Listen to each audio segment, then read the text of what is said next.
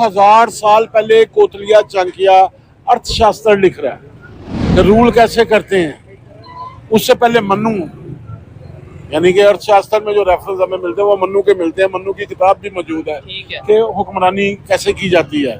और आज आपको बड़ी जिम्मेदारी से कह रहा हूँ, 2000 साल पहले अर्थशास्त्र में जो कुछ लिखा गया, आज जमीन पर अमेरिका, बरतानिया, यूरोप, ये तमाम ने वही अदारे बनाए हैं। जासूस के पीछे जासूस रखना, अदारों के पीछे अदारे रखना। आपका कहने का मतलब ये है कि ये सब चीजें 2000 साल पहले जो हिंदुस्तान के, हाँ यस, हिंदुस्तान में हो चुकी हैं। 47 से पहले इस खत्ते का नाम क्या था? हिंदुस्तान। श्रीलंका का नाम क्या था? वो भी हिंदुस्तान ही मेरे ख्याल से सर। सरनदीप का नाम क्या था? बांग्लादेश का नाम क्या हिंदुस्तान था? इसका मतलब है हिंदुस्तान हजारों सालों से। दोस्तों स्वागत है आपका एक और वीडियो में। और वंस अगेन हमारी रिएक्शन वीडियो है जिसका टाइटल है Bangladesh latest situation and Pakistani public reaction on Sheikh Hasina in India Bangladesh update. दोस्तों वंस अगेन वीडियो लिया गया है शोएब चौधरी भाई के रियल एंटरटेनमेंट टीवी से। सिचुएशन आपको पता है, बताने की जरूरत नहीं है। चल के देखते हैं कि पाकिस्तान के लोगों का क्या ही विचार है, क्या ही ख्याल है। दूसरा, मेरे भी अगर कुछ अपने ओपिनियंस होंगे तो इन बिटवीन अगर मुझे कुछ लगेगा तो मैं दूंगा, otherwise at the end of the video मैं आपसे मिलूंगा, ठीक है। बांग्लादेश की सिचुएशन इस हम सबके सामने है, लेकिन बांग्लादेश की ex prime minister Sheikh Hasina Wajed के बेटे ने एक स्टेटमेंट दिया। उन्होंने बोला है Bangladesh to be next Pakistan. Pakistan की पब्लिक से, खास तौर पे पाकिस्तान के सीनियर मतलब एनालिस्ट हैं, बहुत ज्यादा इंटरनेशनल अफेयर्स के ऊपर अपनी ग्रिप रखते हैं, उनसे बात करेंगे कि पाकिस्तान में और बांग्लादेश में क्या कोई फर्क नहीं रहा, पाकिस्तान की और बांग्लादेश के लोगों की सोच में क्या फर्क है, 1971 का जो सारे सिनेरियो था, क्या फिर से वही ऐसी चीजें हमें देखने को मिल रही हैं। और साथ बड़ी बात ये कि पाकिस्तान का मेन स्ट्रीम मीडिया इस चीज को कैसे कवर कर रहा है, इसके ऊपर बात करेंगे। अस्सलाम वालेकुम सर। सर कैसे हैं आप? सर सबसे पहले तो मुझे ये बताइएगा कि बांग्लादेश में जो इस टाइम सिचुएशन बनी है, ये एक आर्टिफिशियल इनकलाब है कि वाकई में ये इनकलाब है? कुछ लोग ये कह रहे हैं कि CIA के थ्रू या इंटरनेशनल एजेंसीज के थ्रू एक ऐसा इन्वायरमेंट क्रिएट किया गया जिसे इनकलाब का नाम दिया गया और उनकी डेमोक्रेसी को नुकसान पहुंचाया गया। सबसे पहली बात तो ये है कि ये इनकलाब वगैरह तो नहीं है, ठीक है, क्योंकि इनकलाब जो है वो साइंसी बुनियादों पे होता है, ठीक है। और इनकलाब की एक साइंटिफिक डेफिनेशन है। और ये तो अनार्की थी, और अनार्की की डेफिनेशन अलग है, ठीक है। जिन लोगों ने ये सारी तोड़ फोड़ की है, लूट मार की है, इनके मुतालबे क्या थे, इनका मकासद क्या थे, इनका टारगेट क्या था, ठीक है, बिल्कुल ये आगाज में क्लियर नहीं था, ठीक है। जब ये स्टार्ट हुआ प्रोटेस्ट वगैरह, जब ये स्टार्ट तो ये बच्चों के प्रोटेस्ट से हुआ ना, और वो जो कोटा सिस्टम था उसके खिलाफ जब हुआ।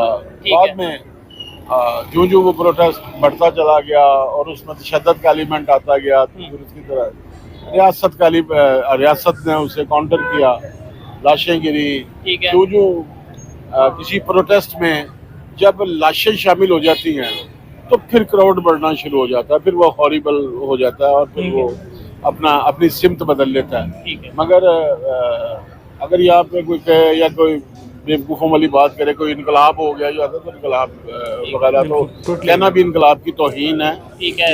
यानी कि ये इनकलाब नहीं है, इनकलाब ऐसे नहीं होते। और जो आपने बात की कि हसीना वाजिद साहिबा के बेटे ने कहा कि Bangladesh will be the next Pakistan, जी, उसने बिल्कुल ठीक कहा। अच्छा, हाँ यार, बिल्कुल ठीक कहा उसने। आप उसका तर्जमा गलत कर रहे हैं। अच्छा। उसने कहा कि बांग्लादेश का हाल भी जो है ना वो पाकिस्तान जैसे ही होगा। आज उसके 28 अरब के रिजर्व्स हैं, और पाकिस्तान के जो हैं वो 6-7 या इसके। हाँ, तो वो भी जिस तरह हमने किए हैं, वो भी पता नहीं किस किस का पैसा जो बना हुआ है। अच्छा, यानी उन्होंने इस सेंस में बोला है कि भाई जो पाकिस्तान की सब वर्स्ट कंडीशन है या बुरे हाल है, वैसे ही बांग्लादेश के हो जाएंगे। वो ये कहना है कि you are going back towards Pakistan, क्या पाकिस्तान की तरफ वापस जा रहे हैं, ठीक है। यानी कि जो हमारी माशी अब तक सूरत हाल है और यहाँ जो तरक्की का ग्राफ है पूरी दुनिया बांग्लादेश में देख रही थी, तो वो अब नहीं देखने को वो तो सवाल ही पैदा नहीं होता ना। तो बदतरीन जमहूरियत होती है ना, वो बेहतरीन आमरीत से भी बेहतर होती है। सर मुझे ये बताइएगा, इसका मतलब ये है कि पाकिस्तान मीडिया जो बता रहा है कि भाई वहाँ तो इनकलाब आ गया, वहाँ तो देखें शेख पाकिस्तान के मीडिया के पास देखें, बड़ी अजीब सी बात है। ये तो ऐसे ही है जैसे कोई हिजरा जो है वो किसी मर्द की शहवत देख के नाचना शुरू कर दे। अच्छा। अगर कुछ हुआ तो वहाँ हुआ ना। अच्छा, हमें उससे क्या? वो तो इकबाल ने भी कहा ना कि थे तो अफवाह वो तुम्हारे ही मगर तुम क्या हो। हाथ पर हाथ धरे मुंतजर फरदा हो। बात यह है कि बांग्लादेश में हुआ, वेनेजुएला में हो गया, रशिया में हो गया, चाइना में हो गया, यार ये दूसरे ममालिक हैं, ये अदर स्टेट्स हैं। आपके लिए इसमें खुशी वाली बात कौन सी है, मुझे ये बताएं। सिर्फ मुजीबुर रहमान का मुजस्समा गिरता देखकर आपको खुशी हो रही है, तो आपके इल्म में होना चाहिए कि 1971 में उन्होंने कायद आज़म को मुजस्समे के साथ भी यही किया था। इसमें कोई परेशानी वाली बात नहीं है। जब मुखालिफ सोच जो है उसका स्टेट पर कब्जा होता है, तो फिर वो पहले से मौजूद जो एग्जिस्टिंग थॉट्स होते हैं उनके साथ यही करती है। और बल्कि आपने बोला ना हमारा इसमें क्या फायदा है, इधर भी मजहबी रंग दिया जा रहा है। हमारी बहुत ही मतलब समझ ले सीनियर पॉलिटिशियन है, इवन इस टाइम मिनिस्टर हैं, उन्होंने ये स्टेटमेंट दिया, मैं नाम नहीं लेता, उन्होंने ये बोला कि इस टाइम जो शेख हसीना के साथ हो रहा है ना, ये जो इंडिया के पास जाके छुप गई है, ऐसे ही उन्होंने बोला अल्फाज थोड़े बुझा, ये कल को जो नेतन्याहू के पास के साथ भी ऐसा होगा, उसे भी जाके इंडिया छुपना, मतलब उसमें वो मजहब कार्ड ले आई है कि भाई इंडिया सपोर्ट कर रहा था बांग्लादेश को, तो देखो क्या हाल हुआ शेख हसीना का। अब बात ये है कि मैं ये समझता हूँ कि ये जो कुछ हो रहा है बांग्लादेश में, ठीक है, और जो वहाँ पे हसीना वाजद को फारग किया गया है, ये बुनियादी तौर पे इंडिया की फेवर में है। अच्छा, ये बिल्कुल गलत है कि वो उसका अंजाम ये होगा या नेतन्याहू का ये होगा या वो होगा। ये जंग जब शुरू हुई थी तो उस वक्त भी इन्होंने बड़े उल्टे सीधे नारे लगाए थे और लोगों की नस्लें बर्बाद करवा दी, और पूरी मुस्लिम उम्मा में से किसी को गैरत नहीं आई। ठीक है, तब यहाँ कहा यही जा रहा था, लो जी जो हमास है उन्होंने वो कर दिया, इसराइल को नाको चने चुपवा दिए। बिल्कुल ऐसा नहीं है। ठीक है, मैं ये समझता हूँ कि हसीना वाजद जो थी वो अनपॉपुलर हो चुकी थी बांग्लादेश में। ठीक है, इसमें कोई शक नहीं कि वो भारत की अलाई थी। ठीक है, मगर भारत को बांग्लादेश में एक मजबूत अलाई चाहिए था, एक ताकतवर इत्तेहादी चाहिए था, क्योंकि आने वाले दिनों में जो रीजनल सुपरमेसी की लड़ाई है वो इंडिया और चाइना के दरमियान है। अच्छा, तो आप ये देखें कि अफगानिस्तान उन्होंने इंडिया को बैठा दिया, तालिबान जो बैठे हैं वो इंडिया ही है। अच्छा, हाँ, तो और इसमें क्या नहीं, वैसे रिलेशन तो काफी बेहतर नजर आते हैं अफगानिस्तान और इंडिया के। वो है इंडिया सर, बेहतर नहीं है वो। ठीक है, वो पाकिस्तान को खुली गालियां बकते हैं, पाकिस्तान के झंडे को जलाते हैं, पाकिस्तान के झंडे की तौहीन करते हैं, पाकिस्तानियों की तौहीन करते हैं, हमें गालियां बकते हैं, खुद को बनी इसराइल कहते हैं, तो और वो एक लंबी दास्तान है। श्रीलंका साथ है इंडिया के, तो वहां पे भी आप देख लें कि वो अपनी मर्जी का लेके आ रहे हैं। तो मैं ये समझता हूँ कि आने वाले दिनों में जो रीजनल सुपरमेसी की जब लड़ाई शुरू होनी है, तो इंडिया के इर्द गिर्द जिन ममालिक से उन्हें ये खतरा था कि ये कमजोर होने की वजह से या उतने ताकतवर नहीं है जितना ताकतवर चाइना है। ठीक है, ये किसी वक्त भी रशिया के प्रेशर में आ सकते हैं, ठीक है, या चाइना के प्रेशर में आकर यूज हो सकते हैं, या इवन ईरान के प्रेशर में आकर यूज हो सकते हैं। ठीक है, तो उन्होंने हसीना वाजद को पहले ही फारिग कर दिया है, केयर टेकर गवर्नमेंट आ गई है, फौज आ गई है, और जब फौज आ गई है बांग्लादेश में तो इसका मतलब दूसरा ये है कि अमेरिका खुद आके बैठ गया। ठीक है, जो कि पाकिस्तान की सिचुएशन में भी बहुत से लोग ऐसे कहते नजर आए थे। सर आपने एक बात की है, वैसे तो टॉपिक बांग्लादेश का चल रहा है, उसके ऊपर ही आगे वीडियो को बढ़ाएंगे, प्रोग्राम को बढ़ाएंगे, लेकिन आपने बोला कि अभी जो रीजनल पावर है, सुपरमेसी है, उसमें चाइना और इंडिया की आपस में चल रहा है, मुकाबला चल रहा है। इसका मतलब तो ये क्लियर हो गया कि इंडिया इस टाइम चला गया वर्ल्ड पावर पे की तरफ चला गया, मतलब जो दुनिया की पावर है उनमें चला गया है। ये पाकिस्तान, ये बांग्लादेश, इस टाइम इनके साथ कोई किसी किस्म का इंडिया का मुकाबला नहीं है, ऐसा ही है? नहीं है। देखें, इसमें तो कोई मैंने बंद कमरे में तो बात नहीं की, रिकॉर्ड करवा रहा हूँ बात। ठीक है, सवाल यह है कि हम तो कहीं भी नहीं है। अच्छा, तो हम मुकाबला अपनी पब्लिक को तो यही बताते हैं। सर पब्लिक को आप जो मर्जी बताते रहे, 60 रुपए यूनिट आप बिजली का यूनिट देंगे तो आप उनका मुकाबला कर रहे हैं। 3 रुपए का 1 रुपए, हमारे 3 रुपए और उनका 1 रुपया करेंसी हो गई हुई है। उनके रिजर्व देखें 600 अरब से ऊपर चले गए हुए हैं इंडिया के। ठीक है, वो खुदा का खौफ करें, ऐसा नहीं है। जो मैं रीजनल सुपरमेसी की बात कर रहा हूँ, तो उसमें बुनियादी तौर पे इस खित्ते में 2 सुपर पावर जो हैं, एक चाइना और एक इंडिया नहीं, रशिया, ये 2 सुपर पावर वीटो लेके बैठी हुई हैं। ठीक है, इंडिया के पास तो वीटो पावर नहीं है। अब रीजनल सुपरमेसी में जो आलमी सरमायादारी है उसे चाइना काबिल कबूल नहीं है, इंडिया काबिल कबूल है। मगर बदकिस्मती ये है कि इंडिया उतना ताकतवर नहीं है जितना कि चाइना ताकतवर है। सो इंडिया को स्ट्रेंथन करने के लिए अफगानिस्तान उसके गिर्द ताकतवर किया जा रहा है। ठीक है, ठीक है, बांग्लादेश में नई गवर्नमेंट आ गई, फौजी जनता आ गई, बैठ के केयर टेकर सेटअप आ गया, ये चलाएंगे। अब देखें ये कितनी देर तक चलता है। श्रीलंका में भी कुछ ऐसे ही आ जाएगा। ठीक है। और जो पाकिस्तान के अंदर अनसर्टेनिटी है, हाँ, मैं भी यही पूछने वाला था, पाकिस्तान का क्या? तो ये भी बुनियादी तौर पे लोग ये समझते हैं कि जी ये नून लीग की लड़ाई है, ये पीपल्स पार्टी की लड़ाई है, ये वो न्याजी की लड़ाई है। ये किसी सियासी जमात की लड़ाई नहीं है। पाकिस्तान के अंदर भी अमरीकी और चीनी मुफाद परस्तों की जंग है, और ये वही लड़ाई है जो खत्म नहीं हो रही। और हमें बेवकूफ बनाया जा रहा है।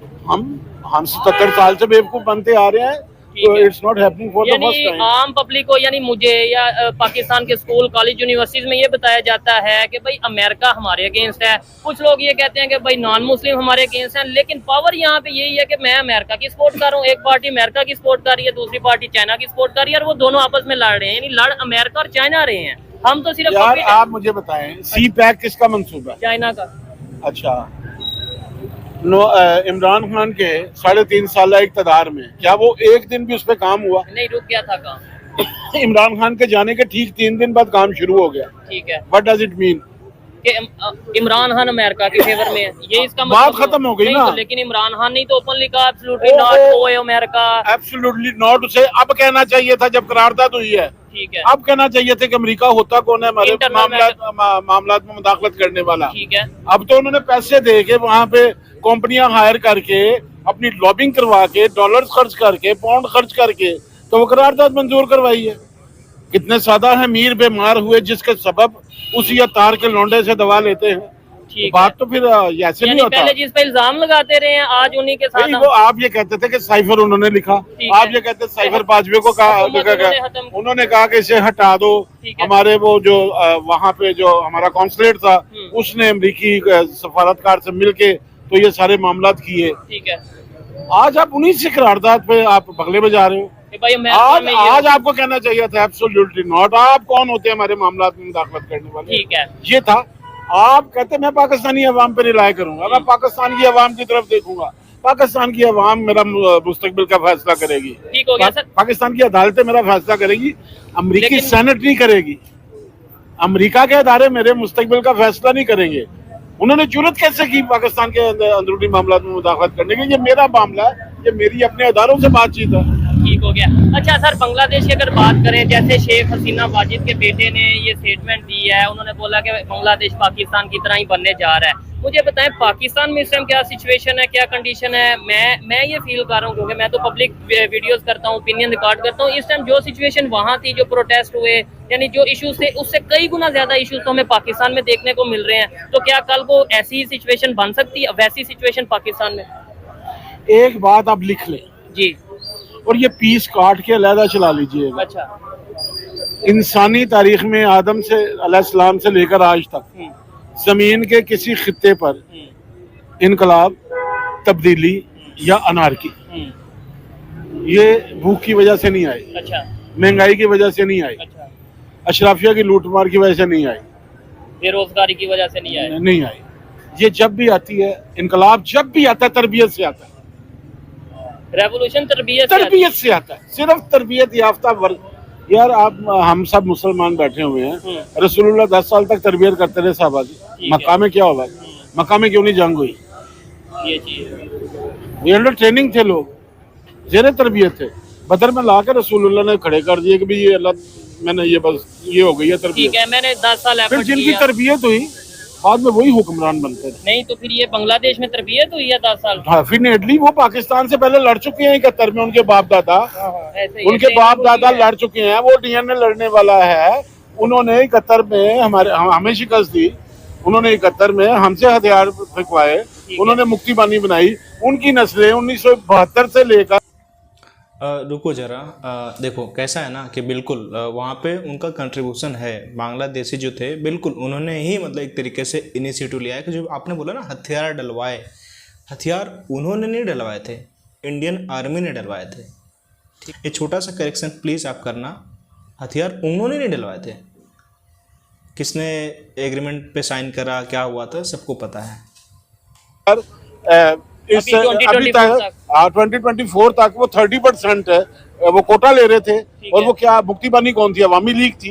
यही तो लड़ाई बनी कि दूसरी सियासी जमातों ने यही तो प्रोपेगेंडा किया कि लड़ाई चूंकि उस वक्त अवामी लीग ने लड़ी, मुक्ति बानी अवामी लीग ने बनाई, सो कोटा भी ज्यादा होने जा रहा है। आप लोग बेरोजगार हो रहे हैं, आप इसके खात्मे की बात करें। हाई कोर्ट ने खत्म भी कर दिया कोटा, मगर उसके बावजूद लड़ाई खत्म नहीं हुई। क्यों? क्योंकि उसमें लाशें जो थी बच्चे थे इन्वॉल्व हो गई और लड़ाई ने अपनी शक्ल बदल दी थी। तो ये हुआ। नहीं तो पाकिस्तान में भी हमें ऐसे वाकयात 9 मई का देखने या ऐसे कई 9 मई को क्या हुआ था? नहीं 9 मई को भी कुछ एक फर्क का ज़हन में रखिए, जी बंगाली लड़े हैं हुकूमत के खिलाफ। अच्छा ठीक है। 9 मई को आपने रियासत पे हमला किया था। अच्छा, ये हुकूमत से लड़ाई और रियासत पे हमला, ये दो अलग बातें। ठीक है, ये ज़हन में रखिएगा। अगर आर्मी जो है वो हसीना वाजिद की बात मान लेती तो फिर ये होना था कि फिर पब्लिक ने स्टेट पे हमला करना था। ठीक है, यानी कि और ये स्टेटमेंट थी, बहुत से लोग ये जानते होंगे कि 9 मई से पहले किसकी हुकूमत थी? ठीक है, 9 मई से पहले तो जाहिर बात है उस वक्त पंजाब में और खैबर पख्तूनख्वा में किसकी हुकूमत थी? पीटीआई की गवर्नमेंट है। तो हुकूमत तो इनकी थी, इसका मतलब है हुकूमत पर तो हमला नहीं हुआ। ठीक है, स्टेट पे हुआ, रियासत पर हमला हुआ है, इसलिए इन्हें सफर करना पड़ा। ठीक है। अच्छा, ये चीज मैं क्लियर करता चलूंगा, जो बांग्लादेश में इस टाइम सिचुएशन थी, जब ये सिचुएशन वर्स्ट होती नजर आ रही थी, तो बांग्लादेश की जो प्राइम मिनिस्टर रह चुकी हैं शेख हसीना वाजिद, उन्होंने अपनी आर्मी, अपनी एस्टेब्लिशमेंट से बोला कि ये कंट्रोल में लिया जाए मामलात को, चाहे इसके लिए आपको कोई सख्त एक्शन लेना पड़ता है वो लिया जाए, स्टेट फायर करना पड़ता है वो किया जाए, लेकिन उन्होंने इनकार कर दिया। आर्मी ने बोला कि हम इन्वॉल्वमेंट नहीं है। बिल्कुल बकवास है अगर कोई ऐसा कह रहा तो। ठीक है, बात यह है कि कल संडे था जी, कल संडे था तो 90 तो कल मारे उन्होंने, एस्टेब्लिशमेर ने। हाँ, 90 तो फौज ने कल मारे हैं ना उनके। ठीक हो गया। उसके बाद ही हालात ज्यादा, फिर तो पूरा ढाका ही बाहर निकल आया, हर शहर से लोग बाहर निकल आए। ठीक है, लेकिन नहीं, वो तो पुलिस पे जो मारे थे, फौज साथ आ गई हुई थी, फौज साथ थी उनके। पैरामिलिट्री उसे कहते हैं हम, पैरामिलिट्री उनके साथ ही। और अगर फौज पे उन्होंने पुलिस पे मारे हैं तो उन्होंने भी पुलिस के 13 अफसरान जो थे वो मौके पे मार दिए थे। यानी हालात उधर खराब हुए जिसकी वजह से यहाँ तक बात। बाकी रही बात है कि ये बात आपकी ठीक है कि फौज ने उस तरह इन्वॉल्वमेंट नहीं की कि जिस तरह फौज को करनी चाहिए थी अपनी प्राइम मिनिस्टर के कहने पर। तो जिसका दूसरा मतलब ये है कि फौज को ऑलरेडी रोक दिया गया हुआ था, फौज को ऑलरेडी कह दिया गया हुआ था, वरना फौज जर्नल की क्या जरूरत होती है कि प्राइम मिनिस्टर उसे ऑर्डर करे या प्रेसिडेंट उसे ऑर्डर करे तो वो उस पर अमल दरामद ना करे। सर मुझे ये बताएं, अब जो भी गवर्नमेंट बनती है बांग्लादेश में, आप क्या जियो पॉलिटिक्स को, खासतौर पे एशिया के इस खित्ते को देखते हैं, अब उनके पाकिस्तान के साथ, क्योंकि कहने में ये आ रहा है, सुनने में ये आ रहा है कि जो भी एक्सपेक्टेड है न्यू प्राइम मिनिस्टर है वहाँ की, उनके पाकिस्तान को लेके सॉफ्ट कॉर्नर है, तो उनका पाकिस्तान के साथ अब बांग्लादेश के रिलेशन बेहतर होंगे, जबकि इंडिया के साथ अब जैसे पहले थे वैसे नहीं रहेंगे। खालदा ज़िया जिनका नाम है, देखें खालदा ज़िया को आपने 5 साल सजा सुनाई पहले, हाँ जी, करप्शन में जी, उसके बाद वो सजा 10 साल कर दी। ठीक है, आपने खालदा ज़िया के बेटे को सजा उम्र कैद दी, he was in the jail. ऐसे ही है। अच्छा, बात पता क्या होती है, जब लाशें आ जाती है ना, ठीक है, तो फिर मामला बिगड़ जाते हैं, फिर मामला तो और हो जाते हैं।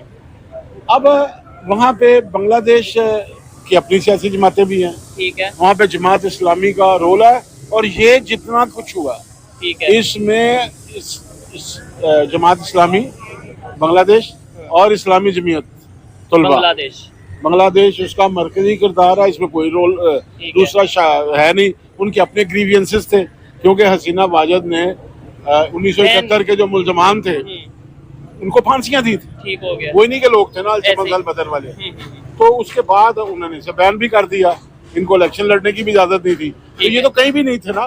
तो उसने एज अ प्राइम मिनिस्टर हसीना वाजिद ने एक आमराना चेहरे के साथ हुकूमत चलाई है। अच्छा, तो कोई शक नहीं है, ठीक है, उसका डेमोक्रेटिक फेस नहीं था, but in spite of all this, चूंकि वो मुजीबुर रहमान की बेटी थी, उसका एक एहतराम था, एक रिस्पेक्ट थी, तो वो एक खास हद तक अवाम को तो काबिल कबूल होती है ना। ठीक है, लेकिन आप ये देखें ना, उन्होंने तो फिर 50 साल बाद ये किया ना, बल्कि 50 भी नहीं, 53 साल बाद अपने कायद की बेटी के साथ ये किया। ठीक है, तो हमने तो 47 में पाकिस्तान बना है, तो हमने 66 में फातिमा जना के साथ क्या कर दिया था, हैं?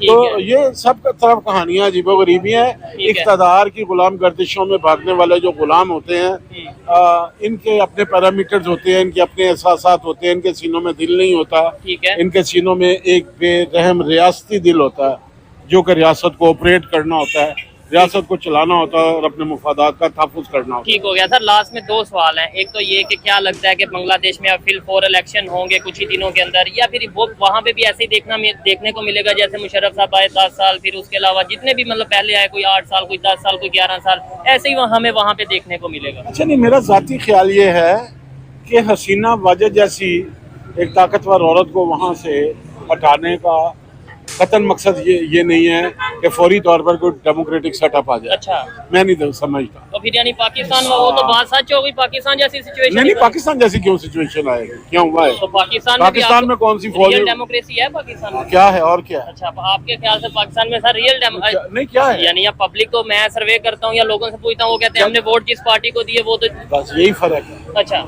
यही फर्क है। अगर वहाँ पे रियल डेमोक्रेसी नहीं है, अच्छा, यहाँ पे, ठीक है, तो ये लोग घरों में क्यों बैठे हुए हैं?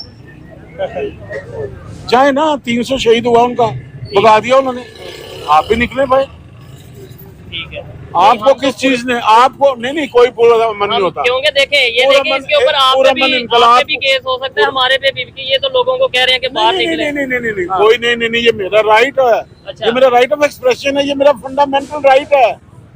हक आजादी इजहार मेरा बुनियादी राइट है, आपका बुनियादी हक है। लेकिन वो उसमें आ जाता है ना जी इंतशार के। इंतशार क्या होता है? किसी को पॉलिटिकली एक्टिवेट करना जो है, ये इंतशार में नहीं आता।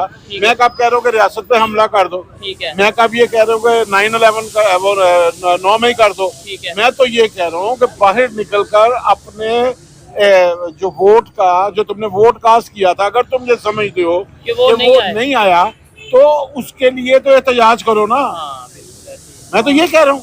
ठीक हो गया। इसका मतलब वोट डालने वाले एहतजाज नहीं कर रहे तो वो मुतमईन है, बात खत्म हो गई। 60 रुपए यूनिट बिजली खरीद के अगर मुतमईन है तो ठीक है। अगर इतनी महंगी सब्जी, गोश्त, दूसरी जरूरियात जिंदगी खरीद के लोग मुतमईन है, कहीं पे प्रोटेस्ट नहीं हो रहा, तो आप या मैं ये नहीं कह सकते कि डेमोक्रेसी नहीं है। डेमोक्रेसी तो है, आपकी मर्जी की नहीं है, मेरी मर्जी की नहीं है। तो वो फिर डेमोक्रेसी क्या हुई जो कि पब्लिक की मर्जी से नहीं है? देखो ना, विल ऑफ द पीपल नहीं है ना। आप ये कहना चाहते हैं। बिल्कुल। मगर सवाल ये है कि 1970 का इलेक्शन था, जी बिल्कुल। कौन जीता था? 1970 के इलेक्शन में आप मुजीबुर रहमान जीता। हमने इक़्तिदार क्यों नहीं दिया? ठीक है, ठीक है। 1970 के बाद मुजीबुर रहमान ने वहाँ इलेक्शन करवाए, ऐसे ही है बांग्लादेश में। जी। हमने यहाँ क्यों नहीं करवाए? हमने इक़्तिदार भट्टो को क्यों दे दिया? भैया इलेक्शन तो दोनों पाकिस्तानों का हुआ था ना। ठीक है। अलग-अलग पाकिस्तान का तो नहीं हुआ था। हमने भट्टो को इक़्तिदार दे दिया, चलो अगर आपने भट्टो को इक़्तिदार दे दिया तो भट्टो ने 6 साल इलेक्शन क्यों नहीं करवाए? अच्छा, 6 साल बाद जब इलेक्शन करवाए तो उस पर एलिगेशन आ गया तो धांधली का। ठीक है। उसके बाद सियासत साहब आ गए 77 में, और ये आयतें पढ़ के कहा कि 90 दिन पर इलेक्शन करवा दूंगा, और वो 90 दिन 11 साल बाद आए। ठीक हो गया। 88 का इलेक्शन हुआ, 1.5 साल बाद आपने हुकूमत तोड़ दी। ठीक है। 90 का इलेक्शन हुआ। तो फिर ये वही बात है ना, इसका मतलब है मैं अपनी जगह पे ठीक कह रहा हूँ कि पाकिस्तान में डेमोक्रेसी कब चल पाई है? आप ये बताएं। ऐसा नहीं, डेमोक्रेसी चलना, ये डेमोक्रेसी ही चल रही है। अच्छा। हाँ, उसके रास्ते में हर्डल्स आ रही है। ठीक है। उसके रास्ते में हर्डल आ रही है। बालादस्त तबकात को कोई ना कोई टूल मिल जाता है, जिस तरह 2018 में इमरान खान मिल गया उन्हें। ठीक है। 2018 का नवाज शरीफ इमरान खान था। अच्छा। अदरवाइज एस्टेब्लिशमेंट तो बैकफुट पे चली गई हुई थी। ठीक है। नवाज शरीफ जेल में था। जरदारी के पल्ले कख नहीं था। अच्छा। तो गवर्नमेंट कैसे बननी थी? बिल्कुल ऐसे है। और उन्हें फिर अगर जिन्होंने भी ये जो सुपर पावर्स हैं या जो भी है उन्हें फिर। अच्छा सर, मुझे बताएं, जितने भी कंट्रीज हैं इंडिया के इर्द गिर्द, खासतौर पे अगर मैं ओपनली ये कहूँ कि जो इंडिया से अलग हुए, चाहे वो बांग्लादेश, चाहे वो पाकिस्तान, चाहे इर्द गिर्द के दूसरे जो भी एरियाज हैं, जो कंट्रीज हैं, वहाँ पे आपको अनरेस्ट की सिचुएशन या डेमोक्रेसी कमजोर देखने को मिलती है। इंडिया 1 अरब 40 करोड़ या इससे भी ज्यादा आबादी का कंट्री है, वहाँ पे आज तक हमें ये ऐसी सिचुएशन क्यों नहीं देखने को मिली? क्या वहाँ पे अवेयरनेस ज्यादा है, वहाँ पे एजुकेशन ज्यादा है, या क्या वजह वहाँ पे आज तक हमें ये देखने को नहीं मिला कि भाई कोई भी प्राइम मिनिस्टर है उसे ऐसे? ये जहाँ बैठे हुए हैं जी, 47 से पहले इस खत्ते का नाम क्या था? हिंदुस्तान। श्रीलंका का नाम क्या था? वो भी हिंदुस्तान ही मेरे ख्याल से सर। सरनदीप का नाम क्या था? बांग्लादेश का नाम क्या हिंदुस्तान। इसका मतलब है हिंदुस्तान हजारों सालों से है। ये सब अभी बने हैं ठीक है। पाकिस्तान और ये हजारों सालों से है, ठीक है। उनका फलसफा हजारों सालों से है। ओहो। 2000 साल पहले कोतलिया चाणक्य अर्थशास्त्र लिख रहा है कि रूल कैसे करते हैं। उससे पहले मन्नू, यानी कि अर्थशास्त्र में जो रेफरेंस हमें मिलते हैं वो मन्नू के मिलते हैं। मन्नू की किताब भी मौजूद है ठीक है। कि हुक्मरानी कैसे की जाती है। और आज आपको बड़ी जिम्मेदारी से कह रहा हूँ, अच्छा 2000 साल पहले अर्थशास्त्र में जो कुछ लिखा गया, आज जमीन पर अमेरिका, बरतानिया, यूरोप, ये तमाम ने वही अदारे बनाए हैं। जासूस के पीछे जासूस रखना, अच्छा, यानी अदारों के पीछे अदारे रखना। आपका कहने का मतलब ये है कि ये सब चीजें 2000 साल पहले जो हिंदू, हिंदुस्तान के, हाँ यस, हिंदुस्तान में हो चुकी हैं ये। तो वो फिलोसफिकली बहुत रिच है। ठीक है, ठीक है। तो हमारी अपनी फिलॉसफी है ही नहीं। हमारी फिलोसफी तो अभी 77 साल पहले हमने ये तय किया कि हमने कौम बनना, और हमने कौम बनाई मजहब की बुनियाद पर। ठीक है, जबकि मजहब की बुनियाद पर उम्मा बन सकती है, कौम नहीं बनती। ठीक है, ठीक है। अच्छा, कौमी शायर आपने बनाया अल्लामा इकबाल साहब को, जी जी, जो कौम डिक्लेयर होने से पहले ही फोत हो गए हुए थे। ठीक है, ठीक है ना। अच्छा, उसके बाद 11 अगस्त 1947 को जी। मिस्टर जिन्ना की जो स्पीच है, हाँ। उसमें एक सेकुलर पाकिस्तान का कॉन्सेप्ट है। ठीक है, आपने 1950 में करारदाद मकासद पास करवाई, ठीक है। और मैंने पहले भी एक बार आपसे डिस्कस की किया थी, था हाँ। कि इस रियासत के खतने कर दिए, हाँ, यानी इसे मुसलमान कर दिया। और हाँ। ये देखिए, मजहब इंसानों के होते हैं, ठीक है। रियासतों के नहीं होते। ओहो, रियासत स्टेट्स का मजहब नहीं होता। रियासत की नजर में सिटीजन होते हैं। क्या बात है। क्या मुसलमान, हिंदू, सिख नहीं होता, सिटीजन होते हैं। क्या हमारे टैक्स के बिलों में हमारे मजहब का खाना लिखा होता है? नहीं। अगर हम बिल एक जैसा देते हैं, हाँ, पानी का बिल, बिजली का bill, wealth tax, income tax, हम सब मजहब से हट के एक जैसे इक्वल सिटीजन की बुनियाद पर दे रहे हैं, ठीक है। तो फिर हमें जरूरतें और सहूलतें देते हुए मजहब का खाना क्यों आ जाता था? लेकिन उसमें आपने जो 1947 की बात किया, उसमें तो फिर देखे ना, अगर सेकुलर स्टेट ही बनाते या कायदे आजम ने कहा, मैं नहीं कह रहा, मिस्टर जिन्ना ने, फाउंडर ऑफ द अगर पाकिस्तान। उसी स्टेटमेंट पे चलते फिर तो दो कौमी नजरिया, टू नेशन थ्योरी, ये कंसेप्ट तो खत्म हो जाता ना, मिस्टर फिर तो जिन्ना हम कंफ्यूज हो नहीं, जाते। इसका मतलब है कि आपको ज्यादा पता था, मिस्टर जिन्ना को नहीं पता था कि दो कौमी नजरिया खत्म हो जाएगा, कि जिन्होंने ये तकरीर की। अच्छा, ये सर जफरुल्लाह का भी यही ख्याल था जो आपका है। ठीक है। यानी कि मिस्टर जिन्ना, हाँ। जो जिसने ये पूरी लड़ाई लड़ी, ठीक है, ठीक है, मजहब को पाकिस्तान आगे- का मुकदमा लड़ा, ठीक है, ठीक है, जब वो अपनी असेंबली में आके कह रहा है कि रियासत जो है उसका कोई ताल्लुक नहीं है पाकिस्तान के किसी शहरी का मजहब क्या है, वो मस्जिद में जाए, वो मंदिर में जाए, वो गिरजे में जाए, उसका ताल्लुक ही कोई नहीं है। तो क्या मिस्टर जिन्ना को दो कौमी नजरिए का नहीं पता था? ये बात करते हुए पता था ना। तो वो जिम्मेदार आदमी थे, बड़े लीडर थे, बिल्कुल ऐसे father he. Of the nation है, ऐसे कौम ही। के बाप हैं। ठीक है, ठीक हो अब- गया। हाँ। लेकिन ये चीजें ये अगर हम इसके ऊपर डीपली डिस्कशन करें तो बहुत सी ऐसी चीजें निकलती हैं जो हमें टेक्स्ट बुक पे कुछ और बताया जाता है, लेकिन रियलिटी में वो कुछ और है। जैसे कि एक साइड पे एक ही लीडर अगर ये कह रहे हैं कि पाकिस्तान को सेकुलर स्टेट बनाना है, और दूसरी साइड पे वही लीडर अगर ये कहते नजर आ रहे हैं कि भाई टू नेशन थ्योरी। और फिर 1950 में हमने ये देखा कि भाई बकायदा एक जो सा वो बिल मंजूर हुआ और पाकिस्तान को इस्लामिक जमहूरिया पाकिस्तान बनाया गया। ये मुझे तो बहुत अच्छा लगा इनसे बात करके। तय कर दिया गया, तय कर दिया गया कि हेड ऑफ द स्टेट मुसलमान होगा, तो तय कर दिया गया कि हेड ऑफ द गवर्नमेंट मुसलमान होगा। ठीक है। और बहुत सी लातादाद चीजें जो है तय कर दी गई। यानी कि इस रियासत में पैदा होने वाले गैर मुस्लिम बच्चे को आपने पैदाइशी तौर पे बहुत सी चीजों से महरूम कर दिया। उसे ये हक ही नहीं दिया कि वो कुछ इंडिया में आप मुसलमान हैं, उनके तो आपका बच्चा प्रेसिडेंट हो सकता है, प्राइम मिनिस्टर हो सकता है, बिल्कुल आपका बच्चा अमेरिका में, बरतानिया में, फ्रांस में जब हो सकता है, लेकिन यहाँ पे नहीं हो वहाँ सकता। यहाँ पे नहीं हो सकता। ये चीजें, और शायद यही फर्क है जिसकी वजह से आज हम दूसरे कंट्री से अगर पीछे हैं, चाहे वो इकोनॉमी में, चाहे वो एजुकेशन वाइज, चाहे वो किसी भी फील्ड में पीछे हैं, तो शायद यही रीजन है। मुझे सर से बात करके बहुत अच्छा लगा। आपको इनकी बातें कैसे? तो भाई पूरा वीडियो देखने के बाद में आपके पर्सनल ओपिनियन क्या है, आपके व्यक्तिगत राय क्या है, प्लीज़ कमेंट बॉक्स में ज़रूर देना। क्योंकि भाई हर एक व्यूज़, हर एक ओपिनियन काफ़ी मायने रखता है। और बहुत बेहतरीन तरीके से ये भाई ने, इनका नाम मैं भूल गया, बट इन्होंने बहुत बेहतरीन तरीके से चीज़ों को, मतलब बोलते हैं ना कि आप अगर सच बोलते हो तो अच्छा लगता है। मतलब कोई भी हो, हम एनमी कंट्रीज मैं नहीं मानता, ऐसे कंसेप्ट होते हैं एनमी कंट्री नहीं, लोग एनमी नहीं होते भाई। जो चीज़ें होती हैं वो कहीं ना कहीं हमारे अगेंस्ट होती हैं, इसलिए हम एक दूसरे के सामने खड़े हो जाते हैं। अदरवाइज आपने जितनी भी बातें करी, अगर आप अच्छी बातें करोगे, सच बातें करोगे, तो बिल्कुल भाई क्या ही है, मतलब हम क्यों आपस में लड़े। तो गलत को गलत कहना, सही को सही कहना, बस इतनी सी बात है। और इन्होंने जितना कहा मुझे पर्सनली काफ़ी अच्छा लगा। इन्होंने कौटिल्य का बात किया और इस तरीके से इन्होंने बोला कि सब कुछ हिंदुस्तान था, हमारी जो बोलते हैं ना कि रूल करने की जो हमारी जो फितरत है, इन्होंने मनु का भी जिक्र करा, 2000 साल पुरानी चीज़ों को इन्होंने यहाँ पे लाया, कौटिल्य के अर्थशास्त्र का भी इन्होंने जिक्र करा। तो काफ़ी कुछ है भाई, और ये हमारे लिए बहुत गर्व की बात है इंडिया के लिए। और इंडिया में से सिचुएशन कभी आई भी नहीं थी, जैसी बांग्लादेश में, जैसी पाकिस्तान में या श्रीलंका में देखने को मिलती है। और मैं डैम श्योर हूँ कि आएगी भी नहीं, क्योंकि हमारा जो बोलते हैं ना कि तरीके से जो सिस्टम बना है काफ़ी बेहतरीन। हाँ, कुछ लोग हैं जो ऊँची हरकतें करते हैं मतलब सत्ता के लिए, बट ठीक है, that is fine, that is acceptable, और उसका कुछ ज़्यादा फर्क नहीं पड़ेगा, ऐसा मुझे लगता है। वीडियो को लाइक कर देना, प्यारा से कमेंट भी कर देना, और अगर आपने अभी तक चैनल को सब्सक्राइब नहीं किया होगा तो प्लीज़ कर लेना भाई। बहुत सारे वीडियोस मैं यहाँ पे लाते रहता हूँ, अपनी भी ओपिनियन देता हूँ और आपके ओपिनियन कमेंट सेक्शन में जानने की कोशिश करता हूँ। Thank you so much once again, जय हिंद।